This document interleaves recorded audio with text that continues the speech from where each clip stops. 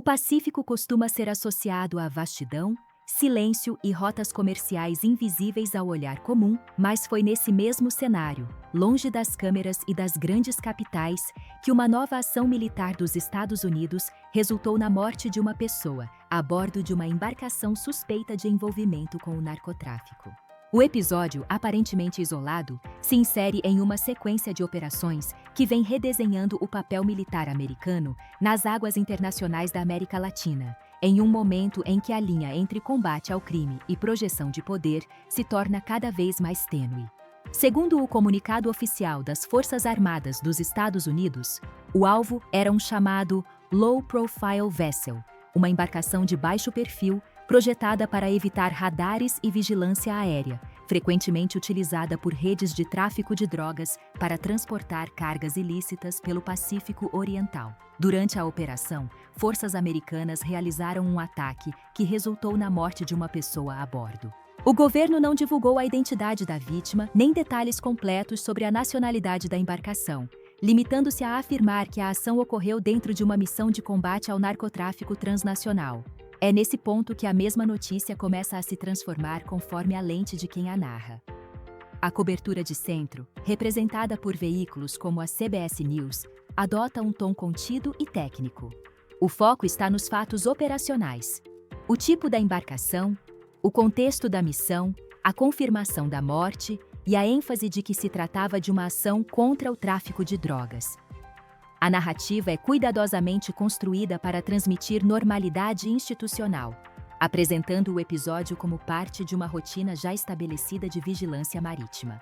Não há questionamentos explícitos sobre legalidade internacional ou impactos humanitários, apenas a reafirmação de que os Estados Unidos seguem empenhados em interromper rotas de drogas antes que elas atinjam o território americano. Quando a mesma história é contada a partir de uma perspectiva mais à esquerda, como na cobertura da NBC News, o enquadramento muda de forma sensível. O episódio deixa de ser apenas uma operação técnica e passa a ser inserido em um debate maior sobre o uso da força militar fora de zonas de guerra declaradas. A morte registrada deixa de ser um detalhe operacional e passa a ser um ponto central da narrativa. A ênfase recai sobre o fato de que um ataque militar resultou em uma vítima fatal em águas internacionais, levantando dúvidas sobre proporcionalidade, transparência e responsabilidade. Além disso, a reportagem conecta a ação ao endurecimento da política externa americana na região, especialmente sob a retórica de combate ao narcotráfico que, segundo críticos, frequentemente serve como justificativa para intervenções mais amplas.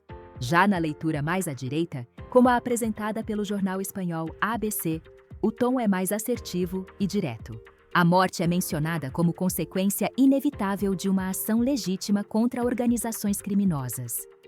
O foco recai sobre a eficiência da operação e sobre a mensagem de força enviada às redes de tráfico. Nessa narrativa, o ataque é retratado como um exemplo de autoridade e determinação, reforçando a ideia de que o narcotráfico deve ser enfrentado com mão firme, mesmo que isso implique o uso letal da força. Há menos espaço para questionamentos jurídicos ou humanitários, e mais ênfase na necessidade de proteger fronteiras e mercados consumidores. O que une essas três leituras é o reconhecimento de que os Estados Unidos vêm intensificando sua presença militar no Pacífico Oriental, especialmente em rotas que conectam países da América do Sul e Central.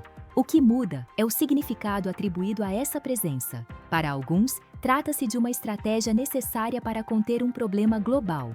Para outros, é um sinal de militarização crescente de questões que poderiam ser tratadas por meio de cooperação policial e diplomática. Por trás desse episódio específico, existe um contexto mais amplo que raramente aparece com clareza nas manchetes. O uso de embarcações de baixo perfil é uma resposta direta à sofisticação dos sistemas de vigilância americanos. À medida que radares, satélites e drones tornam o oceano cada vez menos invisível, as organizações criminosas se adaptam, criando meios mais discretos de transporte. Essa corrida tecnológica transforma o combate ao narcotráfico em uma espécie de guerra silenciosa, travada longe do público, mas com consequências reais e, às vezes, fatais. Há também uma dimensão geopolítica que não pode ser ignorada. Operações militares no Pacífico Oriental frequentemente envolvem áreas próximas a países como Colômbia, Venezuela e Equador, regiões marcadas por instabilidade política, disputas ideológicas e relações complexas com Washington. Cada ataque, mesmo quando justificado como ação antidrogas, envia sinais políticos, tanto para governos locais quanto para atores internacionais que observam a expansão do alcance militar americano. O episódio levanta ainda uma questão fundamental: até que ponto o combate ao narcotráfico justifica ações militares letais fora de zonas de conflito formalmente reconhecidas? Para defensores da estratégia atual, impedir que toneladas de drogas cheguem aos mercados consumidores salva vidas no longo prazo. Para críticos, a normalização desse tipo de ataque cria precedentes perigosos, diluindo fronteiras legais e éticas. Ao final, a morte registrada nessa operação não é apenas um dado estatístico em relatórios militares. Ela se torna um símbolo de um debate maior sobre poder, segurança e responsabilidade. O Pacífico, apesar de sua aparência calma, continua sendo palco de disputas invisíveis, onde decisões tomadas a milhares de quilômetros de distância têm impactos imediatos sobre vidas humanas. Enquanto governos discutem estratégias e jornalistas disputam narrativas, uma realidade permanece constante. O combate ao narcotráfico, cada vez mais militarizado, continua a produzir consequências que vão muito além das apreensões de drogas. E cada novo incidente reforça a pergunta que ecoa sob a superfície dessas águas profundas: quem define os limites da força quando a guerra não é oficialmente declarada, mas suas vítimas continuam a surgir?